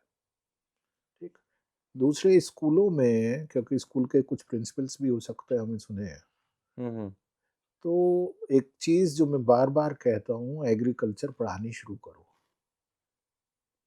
देश का पहला एग्री इंफॉर्मेटिक्स रिसर्च सेंटर शोभित यूनिवर्सिटी में है, और मुझे बुरा लगता है कि पिछले कई सालों से वो पहला और पहला ही है, मतलब पहले के अलावा अकेला भी है। ये मुझे सबसे बुरा लगता है। पहला होना अच्छी बात है, अकेले हैं हम आज भी, इसका मतलब या तो हम कुछ ऐसा कर रहे हैं और नहीं कर पा रहे हैं, या ऐसा कर रहे हैं और करना नहीं चाहते। लेकिन आज एग्रीकल्चर पे काम नहीं हम लोग कर रहे हैं, ट्रेडिशनल एजुकेशन पे काम नहीं कर रहे हैं, होलिस्टिक डेवलपमेंट पे काम नहीं कर रहे हैं, सुपरफिशियल हो रहा है सारी चीज़ें। जबकि कितना बड़ा इकोसिस्टम है, 1200 universities, 50,000 plus higher education institutions, very large number, we can do wonders. But अभी काम नहीं हो रहा। ग्रॉस एनरोलमेंट रेशियो बढ़ाने की बात कर रहे हैं हम, जैसे हम भी ऑनलाइन एजुकेशन में हैं। ठीक, ऑनलाइन एजुकेशन में एक सर्टेन लिमिटेशन है, सर्टेन तरह का बच्चा उसमें एनरोल होना चाहता है, लेकिन वैल्यू एडिशंस कहाँ से आएंगे, हमें सबको उसी पे काम करने की जरूरत है। एक चीज और, ऑनलाइन पे आपको क्या लगता है आने वाला टाइम कैसे होगा? जैसे क्या यूनिवर्सिटीज एग्जिस्ट करेगी, नहीं करेगी, ये बहुत ऑनलाइन इंटरेस्टिंग चलेगा, क्वेश्चन नहीं है, और चलेगा? ये मैं लगातार सब लोगों से पूछता हूँ। अभी पिछले महीने में यूके में था, तो I had an opportunity to visit Oxford and some other universities. So there also when I look at the huge campuses, so I meet people around and I ask them कि what is the future? मेरा अपना जो मानना है, I may be completely wrong, हम्म, लेकिन मैं ये मानता हूँ कि आने वाले जो 5 साल 10 साल हैं, हम्म, ये जो कैंपसेस हैं हमारे ब्रिक और मोर्टर वाले, हम्म, ये ऑब्सोलीट हो जाएंगे। हम्म, क्यों ऑब्सोलीट हो जाएंगे? क्योंकि इसमें 99% जो हम कर रहे हैं वो टीचिंग करते हैं, हम्म, लेक्चर्स लेते हैं, और उससे अच्छा सॉल्यूशन बच्चे के पास होगा, वो कहीं से पढ़ सकता है। आज भी ऐसा है, ऑनलाइन पढ़ सकता है, वो चैट जीपीटी से पढ़ हाँ, वो सकता कहीं है। से भी पढ़ सकता है। आज उसे लेक्चर मान लिया पढ़ना है, सुन कोई है, वो हार्वर्ड का भी यहाँ बैठ के पढ़ पा रहा है, वो स्टैनफोर्ड का भी पढ़ पा रहा है, वो कैम्ब्रिज से भी पढ़ सकता है, वो ऑक्सफोर्ड से भी पढ़ सकता है, वो शोभित से भी पढ़ सकता है। Now choice is very much there. Hmm, तो अब यूनिवर्सिटीज में वो कब आएगा? They will book for their practicals experience, they will come there, some experiential learning के लिए आएगा, सम ग्रुप लर्निंग के लिए आएगा। ठीक, समय हम्म, बदल रहा है। हम्म, तो आज जो कंट्री की हमारी ज़रूरत है वो है ऑनलाइन एजुकेशन पे काम करने की, हम्म, और बहुत सीरियसली काम करने की, क्योंकि ऑनलाइन एजुकेशन एक डेमोक्रेटाइजेशन ऑफ एजुकेशन का टूल है। हम्म, आप जब पढ़ना चाहें, जैसे पढ़ना चाहें, आप पढ़ तब अपनी सकते हैं। कंफर्ट के हिसाब आप से पढ़ अपने सकते हैं। कंफर्ट के हिसाब से पढ़ सकते हैं। बट सर अब इसमें एक चीज़ ये आती है कि जब बच्चा यूनिवर्सिटी में आता है तो मुझे लगता है पढ़ाई के अलावा वो कैंपस एक्सपीरियंसेस लर्निंग लेता है। जब उसके पास जब उस बच्चे के साथ एक बंगाल से स्टूडेंट होता है, एक बिहार से होता है, एक यूपी से होता है, और ऐसे में वो जब वो अपनी आइडेंटिटी क्रिएट करता है रादर देन कि मेरे शहर में सब मैं देख लूंगा, तो वो देखिए, वो एक्चुअल उसको, में वो हाँ नहीं, क्रिएशन वो बनता है। एक्सपीरियंशियल लर्निंग इम्पॉर्टेंट है, लेकिन इस टाइम वो भी कहीं ना कहीं हम उसे डायलूट करते जा रहे हैं। आप देखेंगे कि इंस्टीट्यूशंस की यदि स्ट्रक्चर हम देखते हैं तो 90% इंस्टीट्यूशन में लोकलाइजेशन हो रहा है। हम्म, ठीक, 90% में, नंबर वन। दूसरा क्या है, जिसे हम एक्सपीरियंशियल लर्निंग कह रहे हैं, वो हम्म, जो है कहीं ना कहीं एंटरटेनमेंट और रिक्रिएशन की तरफ ज़्यादा चला गया। जो एक आइसोलेटेड फैमिलीज वाली कल्चर थी ना, हम्म, हम कैंपसेस में भी ले आए। एक आया, मैंने विजिट किया, I hmm, should not name the institution, and I was talking to the students of first year. मैंने कहा यहाँ क्या क्या अच्छा है, हम्म, ठीक है, do you know this thing is there in your campus, एक लेक भी है, लेक के अलावा क्या है। अच्छा एक बात बताओ, आप जो है बहुत अच्छे कैंपस है आपका, और फाइनेंस में you are the best in the country, hmm, considered best, लेकिन आपके बाहर जो है उतनी गरीबी मैंने 8 साल पहले देखी थी। जो आपकी दीवार से लगी हुई भी दुकानें हैं, उतनी गरीबी आज है। आज भी है। तो वेयर इज द इम्पैक्ट? हम्म, मैं बेस्ट हूँ, लेकिन मेरे बेस्ट होने का इम्पैक्ट यदि मेरे दीवार के बाहर भी नहीं पहुंच पाया, तो उसका क्या फायदा। हाँ, हम बड़े आइसोलेटेड है। ये कैंपसेस में भी नजर आता है, ये तो कैंपसेस सर में। जो लोग, ऐसे तो हमारी बातें खत्म ही नहीं होगी, काफी कुछ सीखने को मिला। अब थोड़ा सा जो लोग आज के टाइम में इन यूनिवर्सिटी को सिर्फ एक प्रोजेक्ट समझते हैं कि इतने करोड़ लगाने हैं और उसमें इतने साल से रिटर्न आएगा, या जो लोग आज के टाइम में नंबर्स के पीछे भाग रहे हैं, उनको आप क्या मतलब मैसेज देना चाहोगे, और उनको क्या ऐसा कुछ आप अपने लेवल पे भी करते हो जिससे उनको आप गाइड कर पाओ, समझा पाओ कि हमें करना क्या नहीं, चाहिए। देखिए, सबसे पहले तो मैं उन सब लोगों को जो भी एजुकेशनल इंस्टीट्यूट इस्टेब्लिश कर रहे हैं, हम्म, बहुत सिंसियरली थैंक्स करना चाहूँगा, हम्म, बहुत सिंसियरली थैंक्स करना चाहूँगा। हम्म, मैं हमेशा इस बात को गवर्नमेंट सर्कल्स में भी कहता हूँ हम्म, कि ये वो लोग हैं जिन्होंने अपने जीवन की एक बड़ी पूंजी हम्म, इसलिए लगाई क्योंकि आप वो नहीं कर पाए, hmm, because there was a gap. उस गैप को फिल करने के लिए इंस्टीट्यूशन बने। हम्म, ठीक, they need support, they need guidance, they need hand holding. तो हर छोटे से बड़ा, चाहे वो स्कूल बनाया किसी ने, चाहे यूनिवर्सिटी बनाई, हम्म, तो सबसे पहले तो हमें उन्हें सबको बहुत ही थैंक्स करना थैंक्स चाहिए। करने की ज़रूरत है, ग्रेटिट्यूड के साथ सभी को करना हम्म, चाहिए, because we all are doing a wonderful job. Hmm, शर्म आती है जब मैं कहता हूँ रोड की यूनिवर्सिटी के बाद शोभित ने इंजीनियरिंग कॉलेज खोला हुआ, बीच की इतनी बड़ी यात्रा, भाई क्यों नहीं आया, hmm, why it was missing, who stopped. Hmm, ठीक, it means we all failed as a nation. तो उसे है, जहाँ तक ये है, ये प्रोजेक्ट है, तो होता क्या है, देखिए, नॉट फॉर प्रॉफिट है education, but not for loss तो नहीं है ना, ठीक बात है ना। और आप किस चीज़ को कैसे सस्टेन करेंगे, ये डिपेंड करता है आप क्या डिलीवर कर रहे हैं। तो मैं इस बात को भी ये नहीं मानता हूँ कि कोई ज़्यादा में फीस लेता है, कम फीस लेता है, इसकी वजह से we should criticize them, we should talk to them, otherwise we should not. ठीक, हाँ, बस एक बात हमें सबको समझनी होगी कि at the end of the day what was the purpose of establishing this institution. Okay वो पर्पस हम अपना साफ रखें। हमारे फादर कहते थे, बाबूजी ने एक बात हमें हमेशा कही है, वो कहते थे, जैसी नियत रखोगे वैसी नीति बनाओगे, जैसी नीति बनाओगे वैसी तुम्हारी नियति होने वाली है। जैसी नियत रखोगे वैसी नीति बनाओगे और जैसी नीति बनाओगे वैसी तुम्हारी नियति होने वाली है। हाँ, व्हाट डज, आप समझ रहे हैं मैं ना समझ गया, जैसी नियत हम रखेंगे, मान लीजिए नियत आपका हमने जो साफ आपका रखी, जो इंटेंट है वो अच्छा वो है, आपकी पॉलिसीज पे रिफ्लेक्ट करेगा, और एंड जैसे पॉलिसी आपकी से आपका पॉलिसीज कल्चर होंगी बनेगा। वो आपके डेस्टिनी पे रिफ्लेक्ट करेगा, ओके, नियति पे आपकी। नियति पे। ठीक, तो सारा का सारा खेल इंटेंट का है। तो मैंने हम्म, नहीं देखा आप रॉन्ग इंटेंट से कुछ भी शुरुआत कर रहे हैं तो बहुत लंबा चलते तो मैंने देखा नहीं है किसी को। तो कहीं ना कहीं पर्पस हमारा सबका एक ही है, to educate, to empower the nation to through build the education, nation. to build the nation, to contribute in education building, to ensure that every potential in turn into reality, every aspiration of a youth is fulfilled, every dream is fulfilled. This is what we all want. We may have different paths. What you are doing a great job, because 90% of the institutions, if I look at, are still lacking in digital marketing, digital technology. So you have given a platform to them. You've told them there is no need because it is not your job. Your core strength is not that. Your core strength is teaching. Your core strength is something else. So we need more people like you also. Your contribution, even in education, is there, because there may be certain boys and girls, those who are not getting an opportunity to know about good institutions.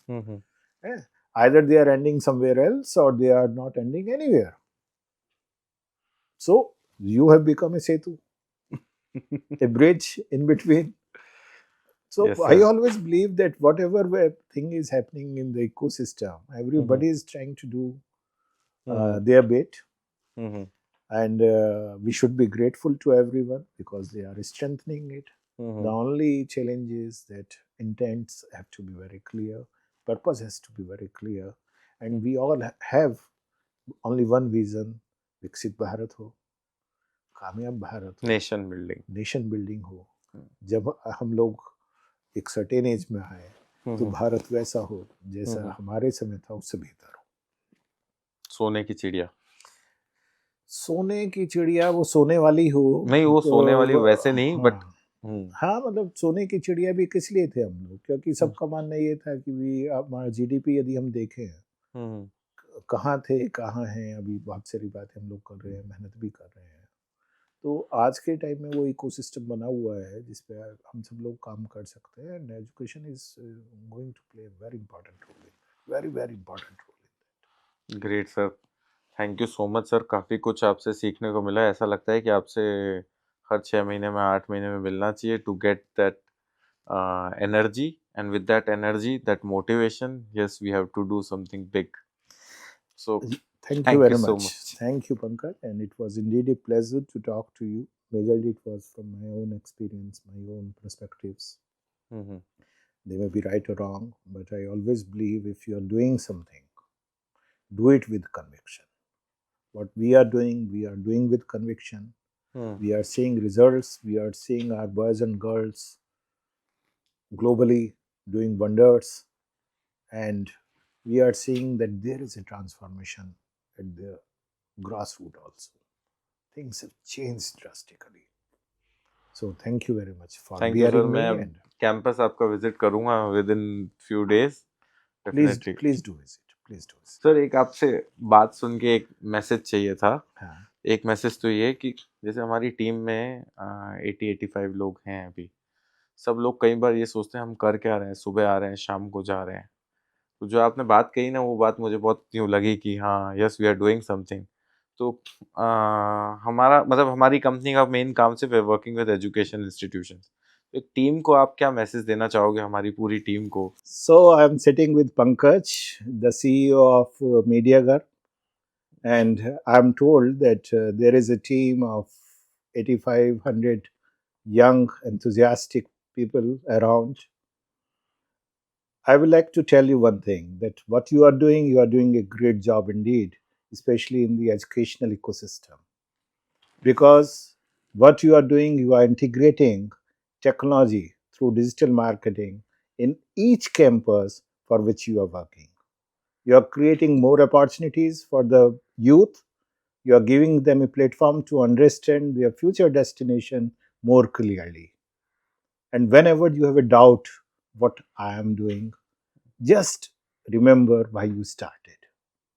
The purpose when you started has to be very clear, and sometimes we have to remember and remind ourselves that yes, I'm not doing only a 10 to 5 job or whatever timing you people have. You are contributing in the progress of this nation, in empowering this nation through education. My good wishes to all of you. Thank you. Thank you. Thank you so much sir.